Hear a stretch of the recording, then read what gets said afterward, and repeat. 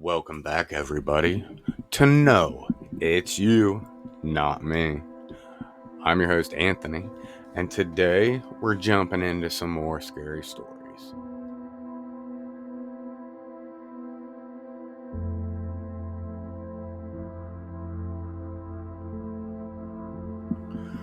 Now, I know YouTube is just jam-packed full of all these AI-generated stories that are voiced over by AI too.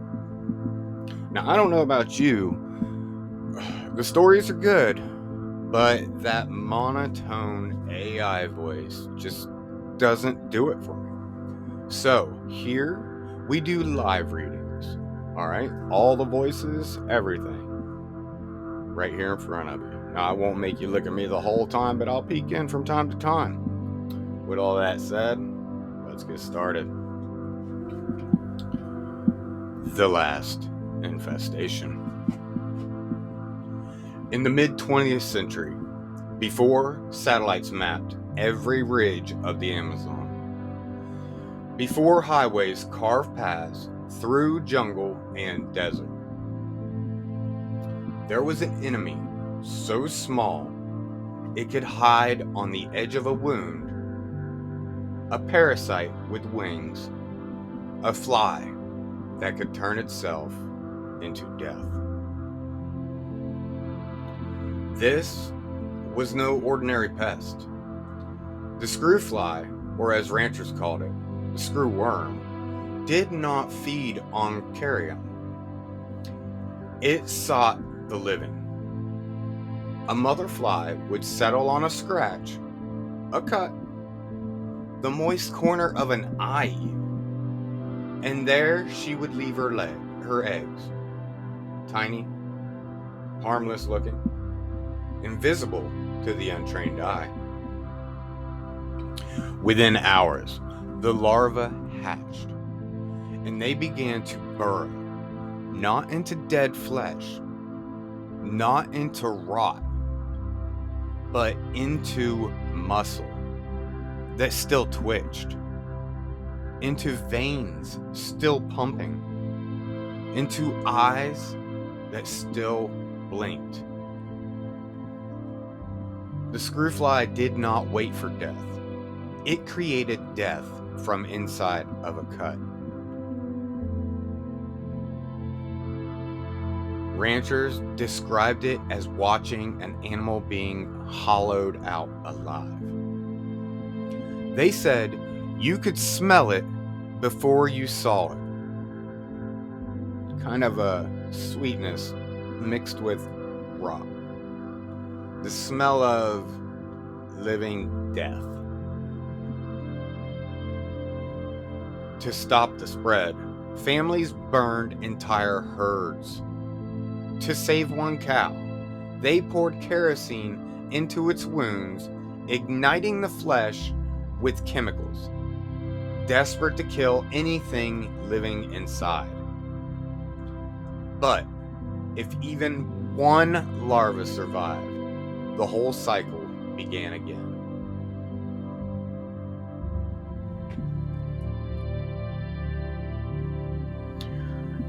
By the 1960s, entire regions were on the edge of collapse. Ranchers spoke of nights filled with screaming cattle. Doctors pulled larvae from the eyes of children. And governments feared that if the fly spread unchecked, it could devour not just animals, but entire economies, entire nations.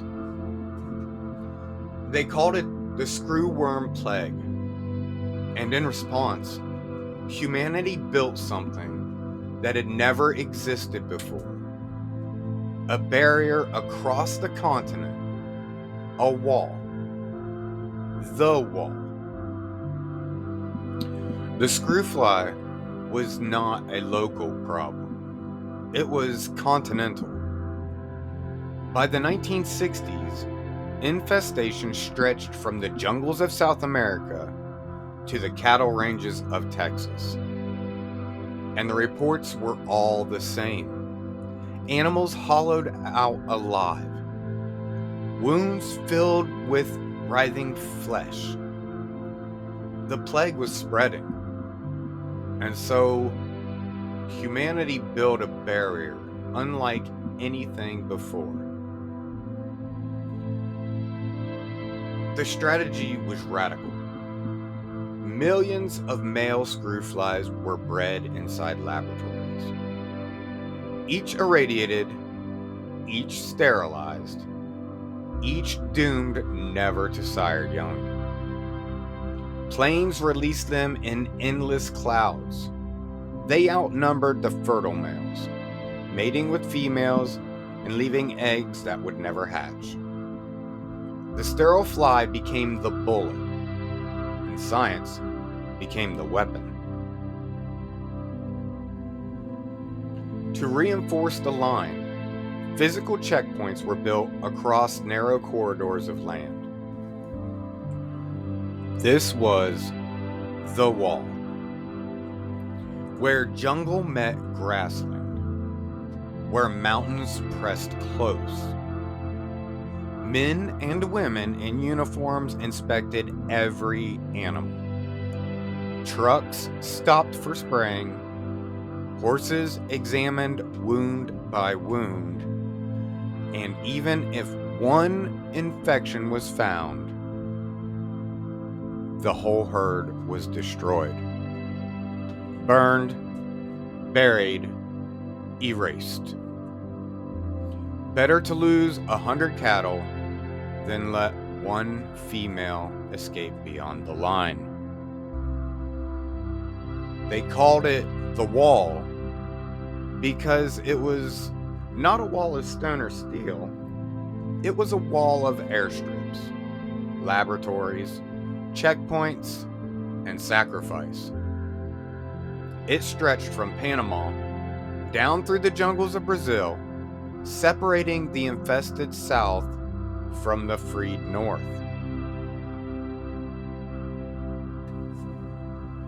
For decades, it held.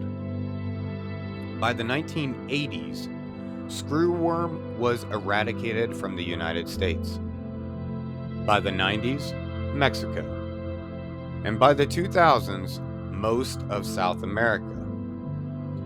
Scientists celebrated it as one of the greatest victories in the history of biology. A war fought with insects, against insects, and won. But victories fade. Walls rust. And jungles wait.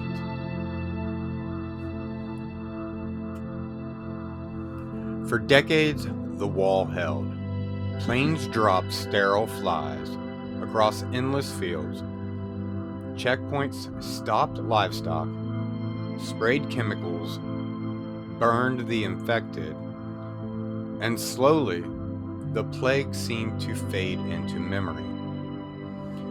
By the 2000s, screwworm was declared all but eradicated from the Americas. The war was over. The wall forgotten. But in the forgotten jungles near the wall, the people spoke of other things. Carcasses that did not rot. Forests gone unnaturally quiet. Herds that vanished without a trace.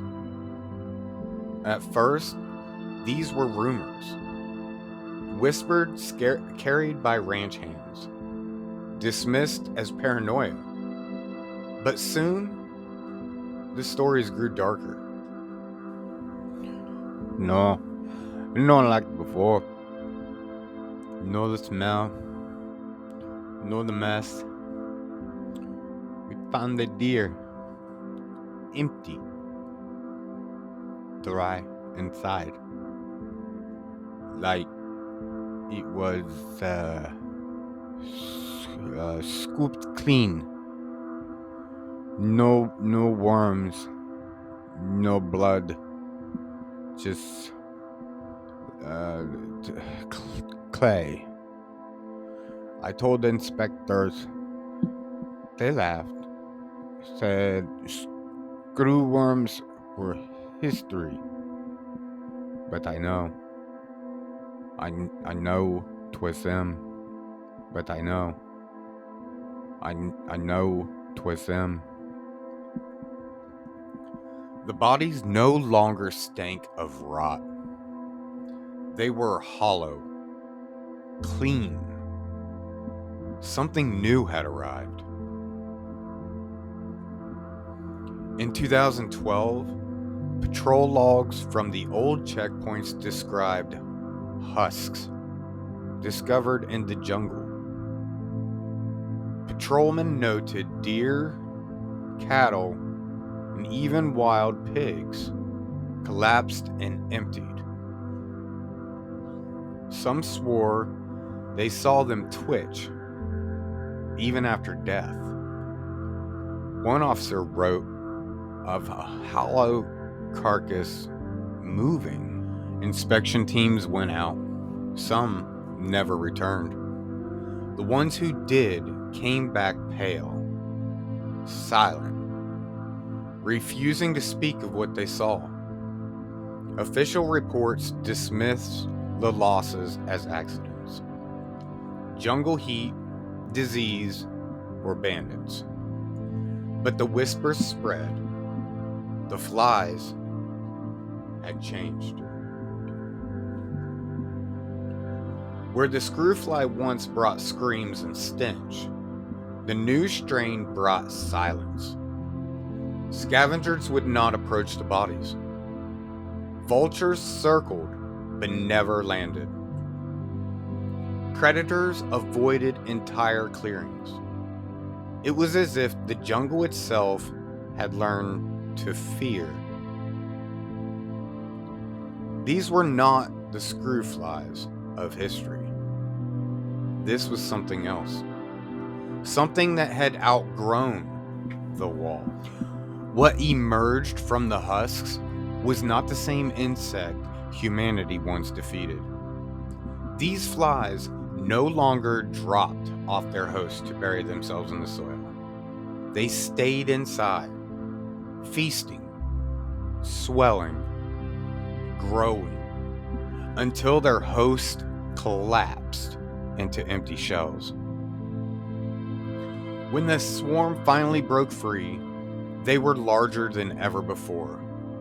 Some nearly the size of carpenter bees, wings shimmering black and oily, bodies thicker, stronger. Their drone no longer the background buzz of summer, but a sound you could feel in your chest, a living vibration.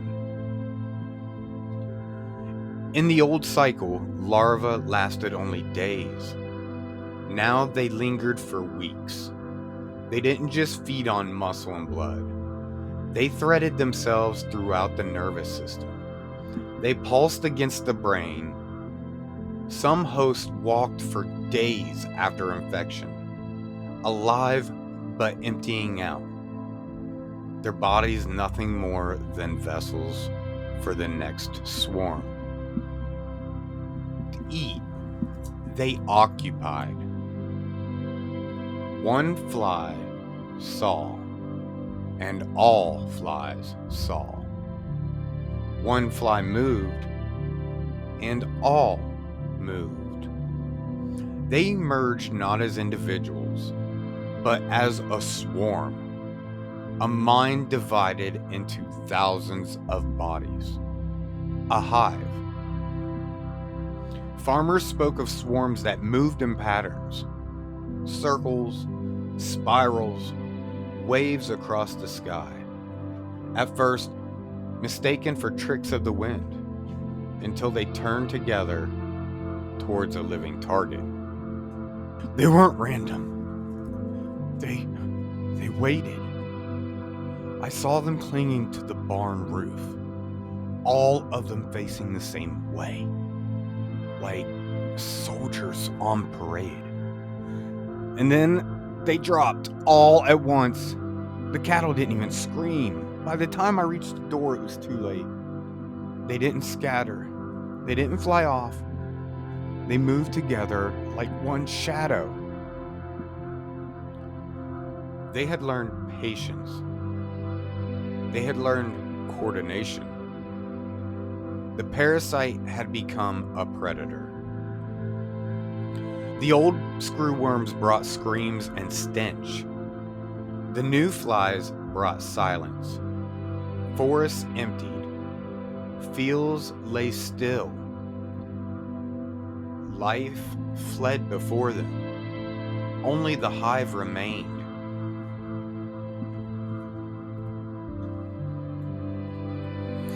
The first observers described it as unnatural.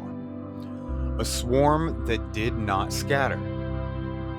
A swarm that did not drift in chaos, but moved as one.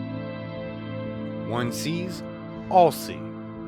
One learns, all learn. It was as though thousands of wings carried a single thought.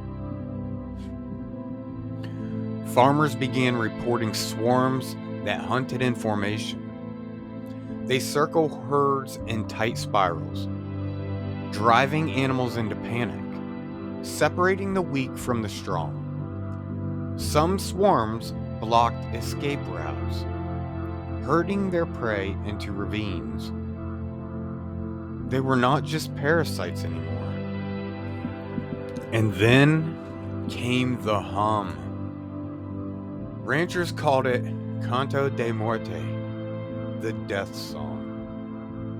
A low, thrumming vibration that rolled over the fields like thunder. Animals froze, staggered, collapsed in terror before the swarm even touched them. Some humans reported disorientation, nausea, even hallucinations when exposed to the sound. They didn't just fly. They watched. They circled the house, tapping on the windows with their bodies, over and over, like they were asking to come in. My brother went outside with a torch. He said he'd scare them off. He never came back inside. By morning, the only thing left of him was his boots. The flies had learned so much patience. They had learned tactics. They had learned us. And with forest creatures and cattle spread quickly. Deer, pigs, dogs, stray animals, then scavengers. Vultures circling the skies vanished. Foxes disappeared. And when the forests and fields grew empty, the flies turned to us. First, it was hunters, gone overnight. Then, ranch hands. Then, entire families. Their homes left intact. Food still on the tables. Doors unlocked. Only silence inside. And sometimes, husks in the field.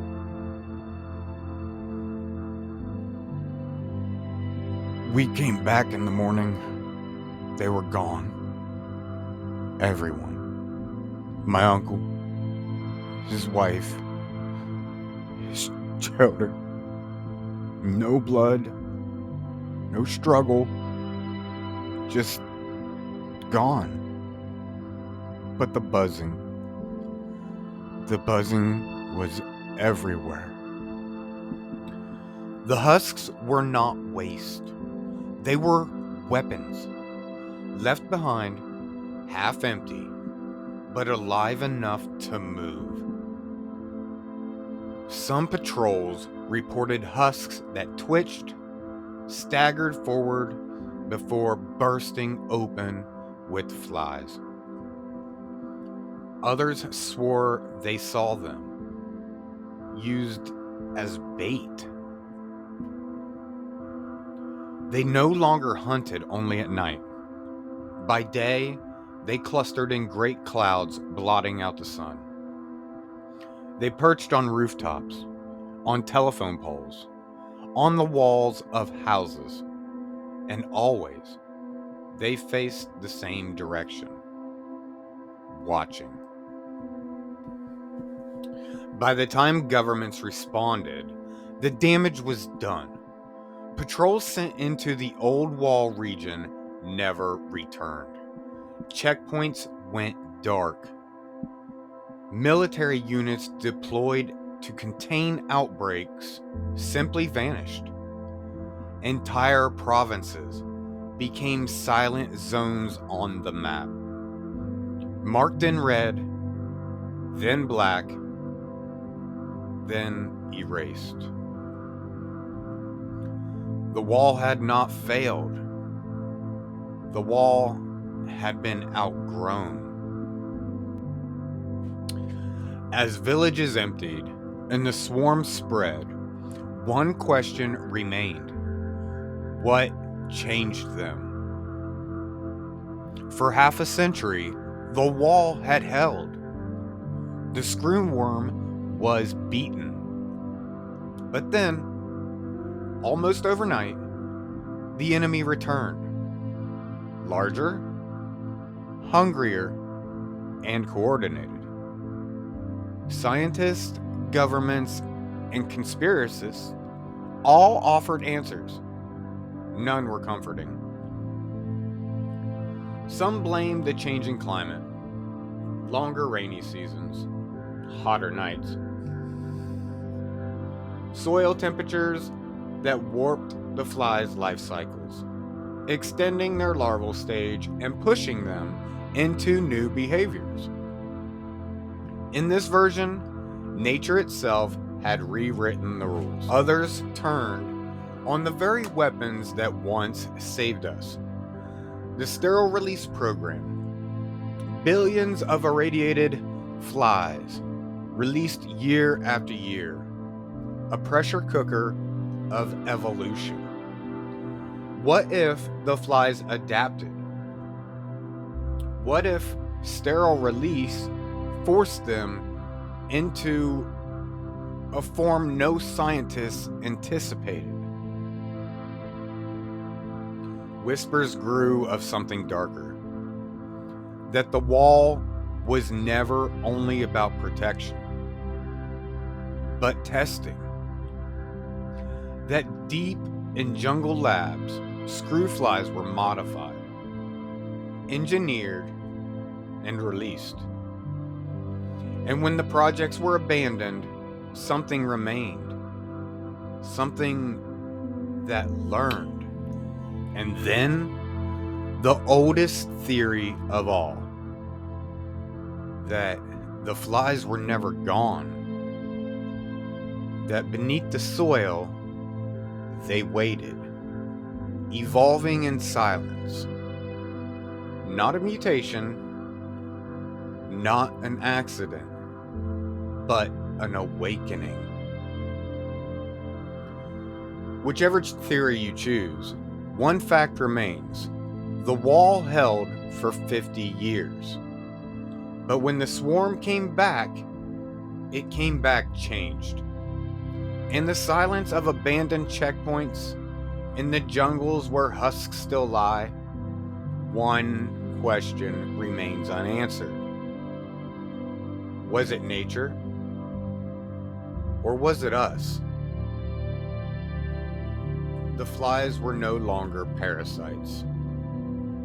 They were not scavengers, they were builders. From the husks of animals, from the bodies of men and women, they constructed towers of clay. Structures that hummed at frequencies no one could explain. At night, the spires glowed faintly, as if alive. Some said they were nests. Others believed they were antennae. But when military units destroyed them, more swarms came. Bigger, stronger, and furious. And they rebuilt the towers within days, as if defending not a home, but a signal. By 2015, entire regions were abandoned. Red zones became black zones. Quarantine lines became borders. Governments stopped sending patrols. The wall had been replaced by silence, and still the towers multiplied.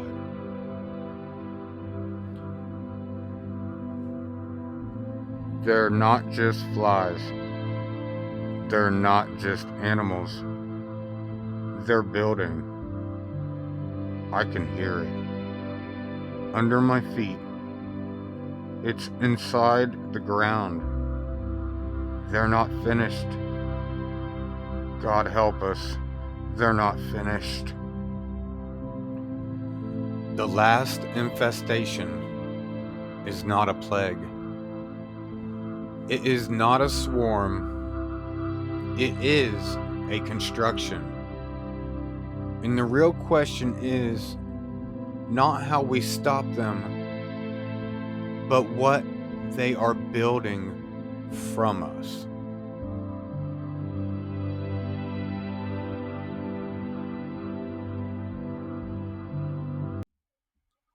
Hello.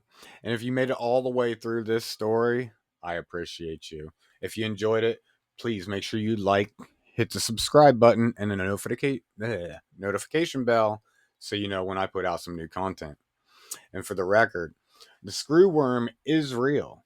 The wall, the invisible wall, is real. A lot of this story I made up, but a lot of the underlying facts are real. And they do eat meat, and they do breed in wounds, and they are still out there. And actually, there was one case in the US this year. Have a great night, everybody. Thanks for watching.